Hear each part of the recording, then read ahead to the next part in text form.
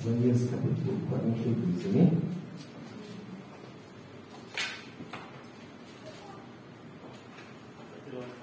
Eu vou ler, a igreja vai acompanhando a leitura, amém?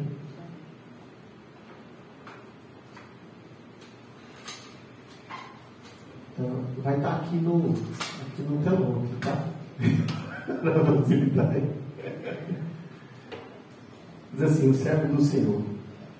Eis aqui o meu servo, a quem sustenho, o meu eleito, em quem se compraz a minha alma. Pus o meu espírito sobre ele, juízo produzirá entre os gentios.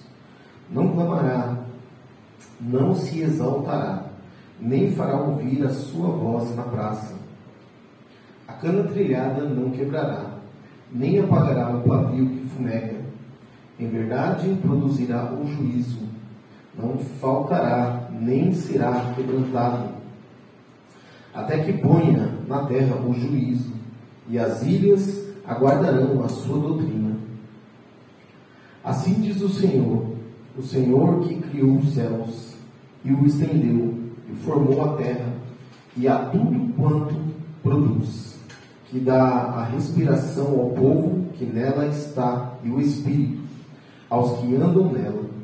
Eu, o Senhor, te chamei em justiça, e te tomarei pela mão, e te guardarei, e te darei por conserto do povo, e para a luz dos gentios, para abrir os olhos dos cegos, para tirar da prisão os presos, e do cárcere os que jazem em trevas. Eu sou o Senhor, este é o meu nome, a minha glória, pois eu a outrem não darei, nem o meu louvor às imagens de escultura. Eis que as primeiras coisas passaram, e novas coisas eu vos anuncio. E antes que venham a luz, vou-las faço ouvir. Cantai ao Senhor um cântico novo, e o seu louvor desde o fim da terra. Vós que navegais pelo mar, e tudo quanto há nele, vós, ilhas, seus habitantes, alcem a voz o deserto e as suas cidades com as aldeias. Meu Deus. Perdão, você pode isso aqui no onde eu estava? É o 11, né? Alcem a voz o deserto e as suas cidades com as aldeias que Quedar habita. Exultem os que habitam nas rodas e nas rochas, e clamem do cume dos montes. Deem glória ao Senhor e anunciem o seu louvor nas ilhas. O Senhor, como poderoso, sairá como homem de guerra. Despertará o zelo, clamará e fará grandes ruídos e sujeitará os seus inimigos. Por muito tempo me calei, estive em silêncio e me contive, mas agora darei gritos como a que está de parto, e a todos assolarei e juntamente devorarei. Os montes e os outeiros tornarei em deserto, e toda a sua erva farei secar, e tornarei os rios em ilhas, e as lagoas secarei. E guiarei os cegos por um caminho que nunca conheceram, fá-los-ei caminhar por veredas que não conheceram. Tornarei as trevas em luz perante eles, e as coisas tortas farei direitas. Essas coisas lhes fareis, e nunca os desampararei. Tornarão atrás e confundir-se-ão de vergonha os que confiam em imagens de escultura, e dizem as imagens de fundição: vós sois nossos deuses. Surdos, ouve, e vós cegos, olhai para que possais ver. Quem é o cego, senão meu servo, ou surdo, como o meu mensageiro, a quem envio? E quem é cego como o galardoado, e cego como o servo do Senhor? Tu vês muitas coisas, mas não as guardas. Ainda que tenha os ouvidos abertos, nada houve. O Senhor se agradará dele por amor da sua justiça, engrandeceu pela lei e o fez glorioso. Mas este é um povo roubado e saqueado. Todos estão enlaçados em cavernas e escondidos nas casas dos cárceres. São postos por presa, e ninguém há que os livre por despojo, e ninguém diz restitui. Quem há entre vós que ouça isso? Que entenda e ouça o que há de ser depois? Quem entregou Jacó por despojo e Israel aos roubadores? Porventura não foi o Senhor? Aquele contra quem pecaram e nos caminhos do qual não queriam andar, não dando ouvidos à sua lei, pelo que derramou sobre eles a indignação da sua ira e a força da guerra, e lhes pôs labaredas em redor, mas nisso não atentaram, e os queimou, mas não puseram nisso o coração. Amém? É uma palavra bem extensa. Eu não ia ler toda ela, mas acabamos lendo. Deus sabe por quê, né? Amém? Vamos orar mais uma vez. Senhor Deus e Pai, em nome de Jesus, mais uma vez colocamos na Tua presença.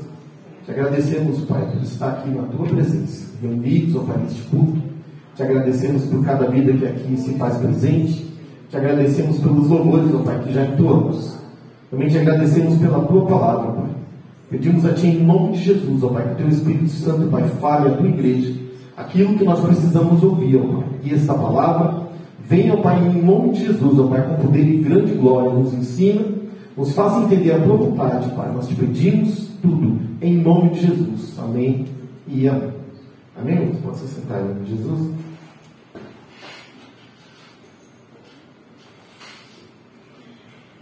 Glória a Deus. Bom, hoje Deus me deu uma lição muito boa. A semana está sendo um pouco difícil. E eu estava meio angustiado, e aí eu estava passando angústia para a patroa, né? Eu vou carregar esse fardo sozinho antes. E ela também um pouquinho angustiada e foi orar e pedir uma palavra, para ver se Deus falava com ela para acalmar o coração. Do outro lado, irmãos, enquanto eu estava ainda angustiado com algumas coisas, eu sabia que era por ensinamento. Eu pedi a Deus uma palavra ontem, Ele me deu, e Deus gerou no meu coração o que essa palavra queria dizer, mas eu não encontrava a resposta dentro da Bíblia. Eu falei, meu Deus, mostra para mim na Bíblia onde foi que eles enxergaram tudo isso. E não é só aqui, tem muitos outros lugares. Aonde os judeus enxergaram isso para que faça sentido aquilo que eu vou falar. Falar uma coisa sem sentido é muito difícil, não é mesmo? Né? Melhor ficar calado, porque falar uma coisa que não faz sentido. E hoje, irmãos, a gente estava lá e eu estava meio preocupado também, porque a laje lá ia bater hoje, enfim. Mas eu estava dividindo a minha mente em duas coisas. Eu sempre tenho que ministrar a palavra hoje à noite, e eu tenho que resolver esses problemas aqui. Né? Cheguei em casa, minha esposa falou assim, olha, tem uma palavra muito boa. Deus deu uma palavra para mim, que eu estava muito angustiado. Você quer ouvir? Eu falei, eu quero. Quando ela leu, irmãos, a palavra, eu falei, não acredito. Não acredito entre aspas, né? É a resposta que eu estava pedindo da mensagem.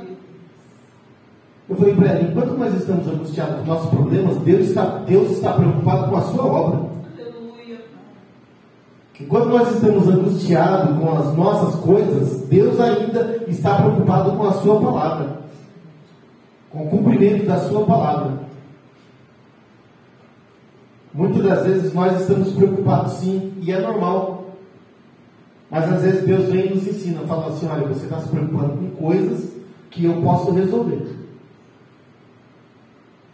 Você não pode deixar de fazer aquilo que eu te coloquei para fazer e trocar as minhas coisas pelas suas. Deu para entender? Porque eu estava preocupado, mas não estava tendo tempo de parar e ir buscar. Aleluia, Deus. E quando ela leu, eu falei assim, olha, Deus está preocupado com a sua palavra, com a sua igreja, com o seu povo. Enquanto nós estamos preocupados somente, muitas das vezes, com as nossas coisas. E Deus me ensinou isso, irmãos, hoje. Às vezes nós vamos angustiados ao pé do Senhor, pedindo: Senhor, me dá uma resposta, fale comigo, me acalme. E às vezes a resposta dele não é aquela que nós estávamos buscando. A resposta dele muitas das vezes é: faz primeiro para mim. Busca primeiro o meu reino, as minhas coisas. E eu entendi isso e acalmei o coração. Falei para ela: fica calmo, então. Ixi, depois dessa. Depois dessa resposta. Ela: mas a palavrinha acabou hoje, vai acalmar dentro do meu coração. Mas é uma resposta para aquilo que eu estava pedindo. E o que Deus gerou no meu coração, irmãos? A pergunta que eu tirei em Isaías 9. Eu pedi: Senhor, me dá uma palavra. Isaías 9 vai falar sobre o Messias. Que Isaías disse: olha, um menino vai nascer. O nome dele vai ser Emanuel. Ele vai ser poderoso. Ele vai livrar o povo. Mas o problema é que quando esse Messias veio para aquele povo, para quem ele foi prometido, esse povo não creu nele. Não recebeu, não entendeu que era ele. E por que esse povo não entendeu isso, irmãos? A Bíblia, a gente vai... Quando a gente lê Isaías 42, você vê que Deus está falando de muitas coisas. Que esse Messias não vem somente para o seu povo, mas vem para os gentios, para sarar a terra, para trazer justiça à terra. Mas aqui em algum momento Deus diz assim: olha, ele será um guerreiro. Até agora eu me calei. E ele vai destruir os seus inimigos. Quem os judeus pegam? Essa parte para eles. Então o Messias para o judeu é quem? É um guerreiro poderoso, que vai destruir e expulsar os seus inimigos, e que Israel será o maior povo da terra, aquele que julgará a terra. E isso é muito conveniente para nós. Quando nós recebemos promessas nas nossas vidas, e quando algumas coisas vai dando errado ao decorrer do tempo, eu tenho certeza, se você não curou isso, pelo menos você pensou, falar: Deus, some com os meus inimigos. Tira toda essa dificuldade da minha frente. Aleluia, Deus. O Senhor prometeu que seria isso, que seria aquilo, mas tem essa dificuldade, tem essa, tem essa, tem essa. Na hora da nossa angústia, nós podemos até orar dizendo: Senhor, se for possível, até mata. Tira da terra. Porque é um estorvo. É alguém que não me deixa viver. Eu estou falando alguma besteira? Não. Não é verdade? Porque quando nós olhamos para as promessas que Deus fez na nossa vida, nós enxergamos a promessa, não o caminho até chegar nela. E os judeus, irmãos, quando Jesus ele vem à terra, os judeus estão vivendo não o melhor momento da sua vida. Os judeus, desde que eles desobedeceram a Deus e foram expulsos da sua terra por ordem do próprio Deus, quando eles foram para a Babilônia, não vou nem falar do povo que já tinha sido conquistado pela Assíria, mas os judeus mesmo, a linhagem de Davi, que permaneceu, por desobedecer a Deus, Deus entregou a Babilônia. E ficaram lá por 70 anos. E depois de 70 anos, tiveram autorização. Não eram totalmente libertos. Eram libertos para voltar para casa, mas ainda não tinham um país para dizer: é meu, eu domino. Não, ainda debaixo de outro império. Mas eles tiveram libertação para voltar para casa, mas nunca mais foram livres. Não está na Bíblia, está na Bíblia da Igreja Católica, do livro de Macabeus, que uma família de Judas, era um povo muito valente que tinha lá. Eles conseguiram expulsar os seus inimigos e viveram mais ou menos 100 anos, mais abaixo de guerra. E logo foram novamente conquistados. Ou seja, nunca mais foram um povo que tinha o seu país, a sua lei, a sua religião com liberdade. Sempre tinha um povo mais forte dominando sobre eles. E quando Jesus vem à terra, que ele nasce debaixo do jugo de quem? Da Roma. E o povo de Deus não está vivendo o melhor dos seus tempos. Eles vivem no seu país, mas debaixo da lei de um outro país. Eles não têm liberdade. E qual é o desejo deles? Expulsar os seus inimigos, ter o seu país para eles, o seu rei. E quem é esse rei que eles esperam? É o Messias. Eles estão aguardando ansiosamente o Messias. Quando André, irmão de Pedro, ele reconhece, porque João Batista diz, esse é o Messias, e ele crê, ele vai correndo até o seu irmão e anuncia, olha, encontramos o Messias. Significa que eles estavam esperando, eles sabiam que o tempo estava próximo. E aqueles que creram, entenderam que Jesus era o Messias. Mas entenderam que Jesus era o Messias e tiveram muita dificuldade de entender a maneira como que esse Messias estava fazendo as coisas, trabalhando. Porque ele falava que tinha que amar o inimigo. Como que o Messias guerreiro que vai expulsar o inimigo está dizendo, ame o inimigo? Ele andava com pecadores, com cobradores de impostos. Um deles é o próprio Mateus, que tem aqui no Novo Testamento o primeiro livro. Andava com mulheres que eram desprezadas pela sociedade. E os judeus mesmo não entenderam isso. Mas por que eles não entenderam? Porque a resposta que eles queriam não era aquela. Aleluia, Deus. Eles queriam uma resposta positiva. Eles estavam debaixo de um jugo, de um povo que os humilhava. E eles precisavam que alguém se levantasse como um grande líder, como Davi foi. Porque na Bíblia a promessa é que Jesus, o Messias, seria da linhagem de Davi, um rei. Se é um rei da linhagem de Davi, quem foi Davi? A Bíblia diz que quando Davi tomou posse do trono, que Saul não deu conta de fazer, porque não era homem de Deus, quando Davi se tornou rei, ele subjugou todos os povos à sua volta.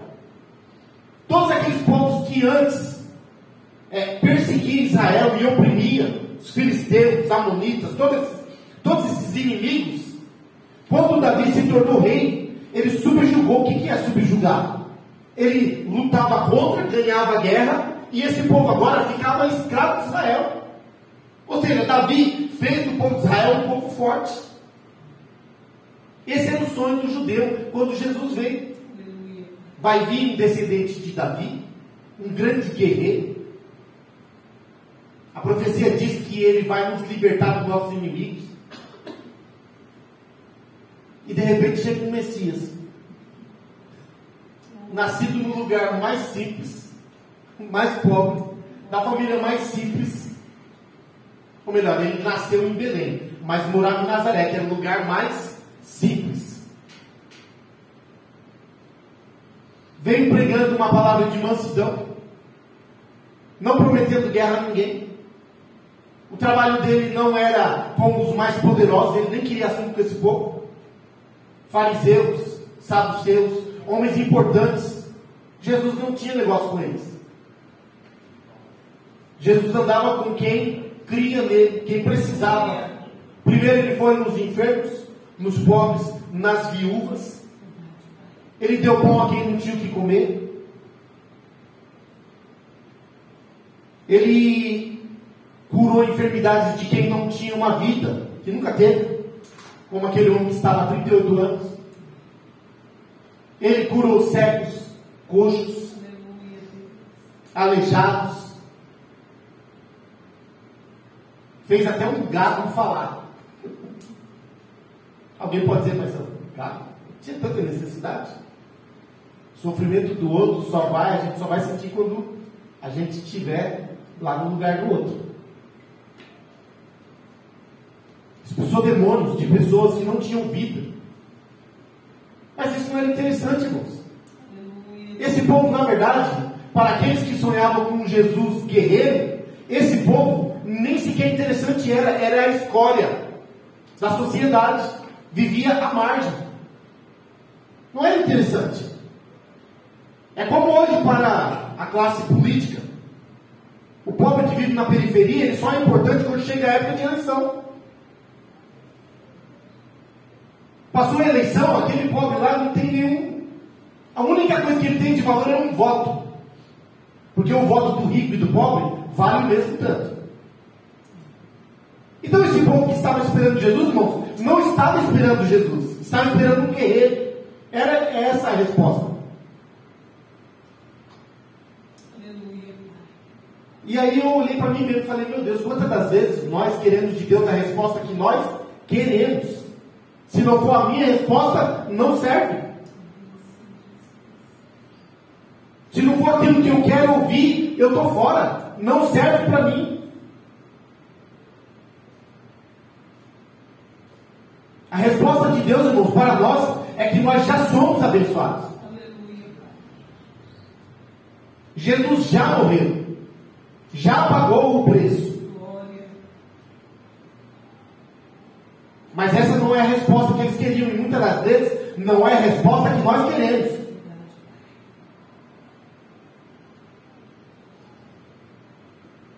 Às vezes, como minha esposa falou, eu já passei por isso, com muita angústia. Abri a Bíblia para ter uma resposta. Mas é a resposta de algo que eu almejava, está entendendo? Eu precisava de uma resposta. E ela precisava ser sim. Né? E às vezes abria a palavra, irmãos. Vi uma palavra de Deus, mas não a resposta. Uma palavra de Deus. Dizendo que Ele é poderoso, que Ele sabe de todas as coisas, que Ele nos ama desde a eternidade. Aí você olha para aquilo e fala: Senhor, eu vou te dar mais uma chance. Eu vou fechar e vou abrir de novo. Deus fala: rapaz, já te dei a resposta. Aleluia, Deus. Desde que eu te chamei, desde que você creu em mim, eu já te abençoei. Você já está abençoado. O crente não vai ser abençoado, ele já é, irmãos. Aquilo que é de mais precioso na vida de qualquer ser humano, nós já temos, porque cremos. Aleluia, Pai. Mas eles não conseguiram ver Jesus, irmãos. Porque eles pegaram na profecia a parte somente que interessava. Somente aquela parte que era favorável. Aleluia, Deus. E por isso eles desprezaram a palavra de Deus. Glória.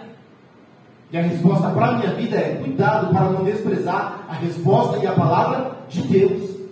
Cuidado para que o nosso sonho não seja maior do que a própria vontade de Deus. Porque aquele povo desprezou Jesus, irmãos. O maior feito que já existiu na humanidade passou diante dos olhos de todos eles. Aleluia. Glória. Alguém encostou no carro lá, dá uma olhadinha. Vai só um, calma. Já está passando, está tudo bem. Mas vai só um lá, vai com calma. E nós temos que tomar cuidado, irmãos. Aleluia. Porque é normal a gente querer as coisas. É o nosso desejo, irmão. Nós lutamos para isso. A Bíblia nos ensina a lutar pelas coisas. Só que precisa existir um equilíbrio em tudo, irmãos. Qual foi a lição que Deus me deu hoje? Você hoje está desequilibrado. Aleluia. Você pegou todo o seu tempo e usou ao seu favor. Sendo que eu também quero o seu tempo para mim. A resposta vem agora de tarde. Aleluia, Deus. Deus está preocupado mais conosco, irmão, do que com as coisas que vai vir nas nossas mãos. Deus está preocupado mais com a nossa alma do que com as coisas que nós vamos adquirir. Verdade, Deus. Nós não temos que abrir mão e dizer assim: não, então eu vou largar para lá. Não é isso que Deus está dizendo. Mas temos que tomar cuidado, irmãos, para que as coisas não tomem posse da nossa vida. Esses judeus, irmãos, eles eram estudiosos da palavra. Liam a Torá, mas todos os dias. Aqueles que desprezaram e que mandaram matar Jesus tinham a Bíblia na cabeceira da cama, na mesa. de repente amarrado na roupa, mas não enxergava dentro das Escrituras a palavra de Deus. Deus prometeu o Messias de várias maneiras. Quer ver? Oh, Espírito Santo. Obrigado, Jesus. Isaías 9. Louvado é o teu nome, Senhor. Glória a Jesus. Isaías 9 diz assim, ó: porque um menino nos nasceu, um filho se nos deu, e o principado está sobre os seus ombros, e se chamará o seu nome Maravilhoso Conselheiro, Deus Forte, Pai da Eternidade, Príncipe da Paz. É a promessa de Deus. Deus dará um filho. A quem? A este povo. Porque a promessa era para nós? Ela era lá de Abraão, mas a promessa era para Israel. E Deus está dizendo a este povo: eu vou dar um menino para vocês, e ele será chamado Deus Forte, Maravilhoso.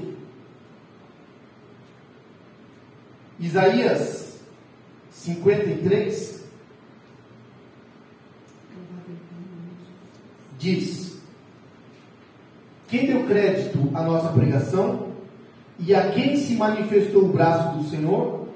Porque foi subindo como renovo perante ele, e como raiz de uma terra seca, não tinha beleza, nem formosura. E olhando nós para ele, não havia boa aparência nele, para que o desejassem. Era desprezado e o mais rejeitado entre os homens, homem de dores e experimentado nos trabalhos. E como um de quem os homens escondiam o rosto, era desprezado e não fazíamos dele caso algum. Verdadeiramente ele tomou sobre si as nossas enfermidades e as nossas dores levou sobre si, e nós o reputamos por aflito, ferido de Deus e oprimido.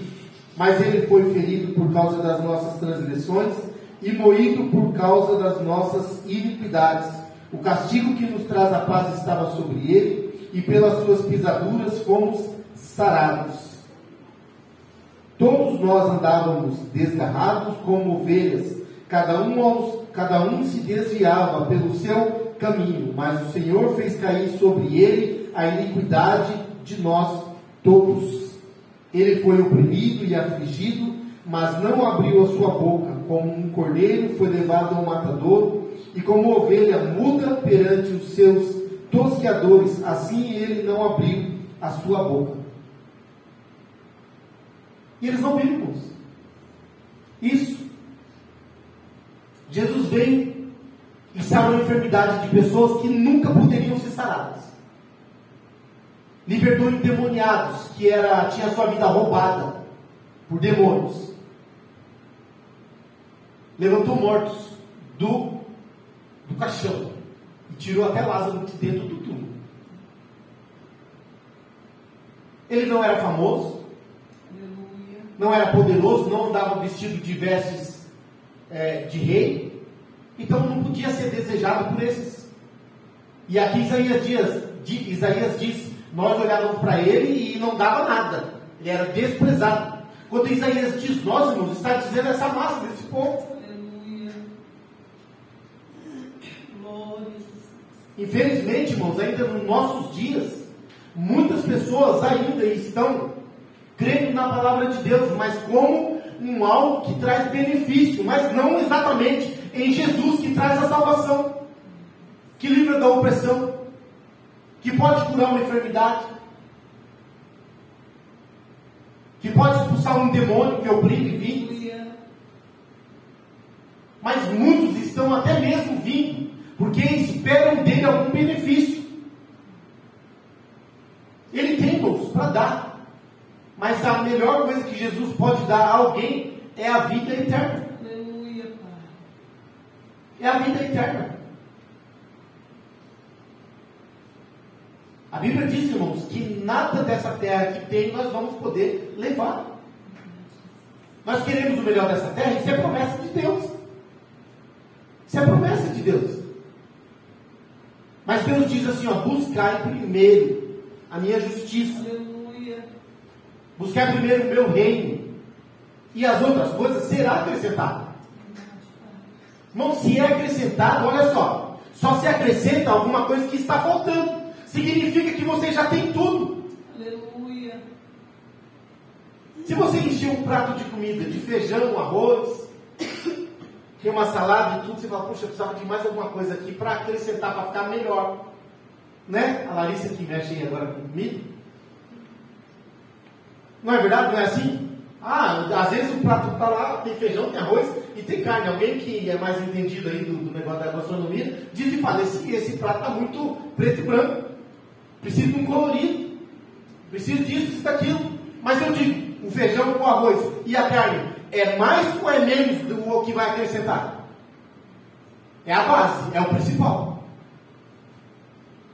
Se Jesus diz, buscai primeiro o meu reino, a minha justiça, e as demais coisas serão acrescentadas, significa que o que nós precisamos de essencial, temos em Jesus. Aleluia. O restante é simplesmente aquilo que nós vamos precisar para a nossa vida. E às vezes buscamos as demais coisas e desprezamos o essencial. Eles tiveram uma oportunidade, irmãos. Passou diante dos seus olhos aquele a quem Deus prometeu. Daniel 9:9. Põe aí, por favor.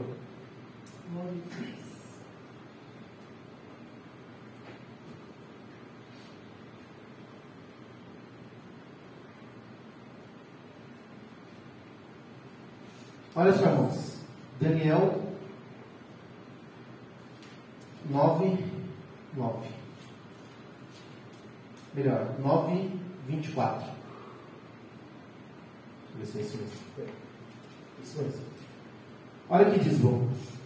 Aqui eu vou explicar só o contexto que Daniel está vivendo. Daniel é um dos cativos que foi levado para a Babilônia quando Judá caiu na mão de Nabucodonosor. Daniel foi levado na primeira leva. Nabucodonosor foi 3 vezes em Jerusalém com o seu exército. E nas 3 vezes ele trouxe uma quantidade de pessoas. Daniel, como era da realeza, de pessoas importantes, foi os primeiros a ser levados. E Daniel está na Babilônia, tem os seus 70 anos. E Daniel é um homem de Deus, não preciso falar de Daniel porque ele é muito famoso, né? E Daniel está orando porque ele estava lendo o livro de Jeremias. E ele viu que Jeremias profetizou que o povo de Deus ficaria cativo na Babilônia por 70 anos e seria liberto. Essa profecia de Jeremias está no capítulo 25. Jeremias profetiza que o povo dele, de Deus, ficaria cativo. Cativo é o quê? Escravo, preso, não podia sair. Na Babilônia, durante 70 anos. Daniel está lendo o livro e ele falou, opa, peraí, está chegando o tempo. Então ele vai orar a Deus, pedindo a Deus uma resposta. Se o povo de Deus realmente seria, se chegou o tempo, se Deus... Está entendendo? E Daniel está orando, irmãos. E foi uma batalha terrível para chegar a resposta até ele. E quando o anjo traz a resposta, não é a resposta que Daniel esperava. Daniel queria uma resposta. O povo vai embora? O povo vai ficar? Como é que é? Jeremias profetizou, sabe aquela coisa? Se eu vou abrir a Bíblia uma vez aqui, me dá a resposta. Não é. Segunda chance eu vou te dar aí, Deus. Eu já cheguei a dar 3 chances, irmãos, para Deus falar comigo. Ainda bem que acabou hoje, mas antigamente nem era Bíblia, era uma caixinha de promessas. Né? Não sei se vocês lembram desse tempo. E Daniel está ali orando, irmãos, pedindo a Deus uma resposta. O que acontece? Vem o anjo e vai trazer a resposta a Daniel. A resposta não tem nada a ver, praticamente nada a ver, com a libertação do povo ali da Babilônia. Mas é com a libertação do povo, do mundo, não só de Israel, mas uma libertação de quê? Do pecado, do jugo do pecado, da culpa do pecado. Porque até ali, o povo estava oferecendo sacrifícios a Deus. Na Babilônia nem isso podiam fazer. Mas até ali o pecado era expiado. O que é expiado? Pago. Através de ofertas de animais. E o anjo vai chegar aqui e vai dizer assim, olha, o Messias está vindo aí. Vou falar quando? O anjo disse a Daniel quando que o Messias viria até a terra. E está aí, vamos lá, ler aqui Daniel 9:24. 70 semanas estão determinadas para o seu povo e para a sua santa cidade, para acabar com a transgressão, para dar fim aos pecados, para expiar a iniquidade, para trazer a justiça eterna, para selar a visão e a profecia, e para ungir o santo dos santos. Saiba e entende isso. Desde que foi dada a ordem para restaurar e para edificar Jerusalém, até a vinda do ungido, o príncipe, haverá 70 semanas. Perdão, 7 semanas. E 62 semanas. E as ruas e as muralhas serão construídas, reconstruídas, mas será um tempo de muita angústia. Depois das 72 semanas, o ungido será morto e não terá nada. O povo de um príncipe que há de vir destruirá a cidade e o santuário, e o seu fim virá como uma inundação. Até o fim haverá guerra e desolações foram determinadas. Aqui precisaria de um estudo para falar sobre as 70 semanas, a gente não tem como fazer isso aqui. Mas o anjo vem-nos e ele determina a Daniel. 70 semanas são determinadas. Essas 70 semanas, cada semana é 7 anos. Então é uma conta muito difícil de a gente fazer aqui. Mas ele diz, a partir do momento em que for dada a ordem para edificar Jerusalém, que estava destruída naquele momento, até ao ungido, ele deu aqui 7 semanas, mais 62 semanas. E os teólogos entendem, irmãos, e bate certinho do tempo em que foi dada a ordem para reedificar, sabe com quem? Com Neemias. Quando Neemias foi enviado pelo rei persa para edificar os muros de Jerusalém e reorganizar a cidade, ali foi o ponto onde começou a contar e bate lá com o Messias. Irmãos, a resposta está aqui. O ungido de Deus veio para tirar o pecado do mundo e não para tirar o povo de Israel da opressão que eles estavam. Mas se eu perguntar para você hoje, ou para qualquer outra pessoa, que de repente está passando por uma situação muito difícil na sua vida, e ele precisa de uma resposta de Deus, e a resposta de Deus é: eu vou te libertar do pecado. Será que ele vai aceitar essa resposta? Talvez a resposta que ele estava querendo era: não, eu quero que você me liberte da miséria que estou vivendo, da dificuldade que eu estou passando. É isso que eu preciso ser libertado. Esse era o desejo desse povo. Eles não queriam ser libertados da escravidão do pecado, mas ser libertados dos seus inimigos, para continuar pecando. Sendo que o interesse de Deus é libertar o povo do pecado. Foi isso que Jesus veio fazer. É por isso que ele disse: quem crê em mim será livre.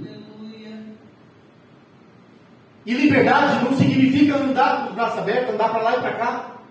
Um preso que nesse momento está lá na prisão, mas está atrás das grades, mas se converteu, creu em Jesus e foi salvo, ele é livre. Aleluia, Deus. Está preso atrás de uma grade, mas é livre. A liberdade que o mundo quer não é a liberdade que Deus tem para dar. É liberdade para pegar, e essa liberdade não vem de Deus. Muitos estão, irmãos, infelizmente, buscando muitas coisas, mas essas coisas não glorificarão o nome de Deus.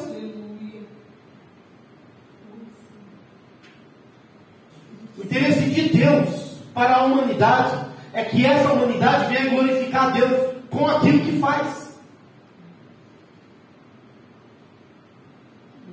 Então, se Deus te abençoar, é para a glória dele. E se ele não te abençoar conforme nós queremos, ainda é para a sua glória. Aleluia. Glória a Jesus. Deus primeiro, irmão, está interessado em você, em mim. Primeiro ele precisa nos salvar, Aleluia, Deus. para depois ele nos abençoar. Agora sim, eu estou falando de bênção financeira mesmo. fazer uma obra completa na nossa vida. Verdade, Pai. Deus queria salvar esse povo. Jesus tentou de várias maneiras, pregando a sua palavra, fazendo milagres, ensinando, mostrando, dando o exemplo. Mas eles não conseguiam crer. Quando alguém não quer crer, irmãos, nada que se coloque diante dos olhos dele vai servir. Os fariseus chegaram para Jesus e falaram assim: faz aí alguma coisa, um milagre, aí nós vamos crer em você. É brincadeira, a minha cara não é isso. Fazer o quê? Mais. Aleluia. Então, irmãos, nós, isso primeiro para mim, porque essa palavra bateu primeiro em mim. A resposta que Deus me deu é: você está muito preocupado com você. Essa é a resposta que Deus me deu. Aleluia, Jesus. Glória. Está pedindo resposta? Está querendo acalmar o coração? Está angustiado? A sua angústia não vem de outro lugar, a não ser de você mesmo.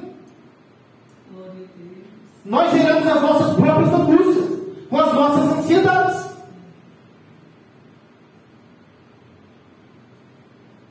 Deus não criou um ser humano angustiado, criou um homem perfeito. Pecado é que faz isso com a gente. Aleluia. Glória a Deus. Então a minha resposta é: faça primeiro para mim. Busque primeiro a minha justiça. Se preocupe primeiro se eu estou me agradando. Porque todas as outras coisas vos serão acrescentadas. Jesus, ele, no Sermão da Montanha, ele diz: por que vocês ficam ansiosos, preocupados? Nenhum de vocês pode aumentar um cômodo sequer Aleluia. Glória. na sua estatura. Verdade, Jesus. Bendito é o teu nome, Senhor. Tiago diz: olha, quando vocês disserem que vão fazer alguma coisa, nunca diga amanhã eu vou, mas diga: se Deus quiser, amanhã eu vou. Porque nós não sabemos qual é a vontade de Deus para nós amanhã. Ah, mas eu não tenho que me preocupar com amanhã? A gente só não pode confundir as coisas. Porque o preguiçoso usa isso e diz: então, pé para cima, não é mesmo? Água gelada e sombra fresca. Não, não é isso. A Bíblia ensina a trabalhar. A Bíblia ensina todas as coisas. A Bíblia ensina a ter lazer. Jesus era profeta, não era? Era rei, era sacerdote, era o Messias. Vira e mexe, ele passava na casa lá de Maria e Marta, tomar um café, bater um papo, jogar a conversa para cima, comer um bolo. Aleluia, Deus. O Messias fez isso, nós não podemos fazer? Claro que podemos. Só que na nossa vida tem que ter um equilíbrio. E nesse equilíbrio, irmãos, não podemos inverter as coisas. É aí que está o problema. A gente diz: tá, mas eu estou no equilíbrio. Tá, o seu equilíbrio parte de primeiro buscar as coisas de Deus. Primeiro. Às vezes estamos desequilibrados, dizendo: não, estou mantendo o equilíbrio. Não, não está mantendo o equilíbrio.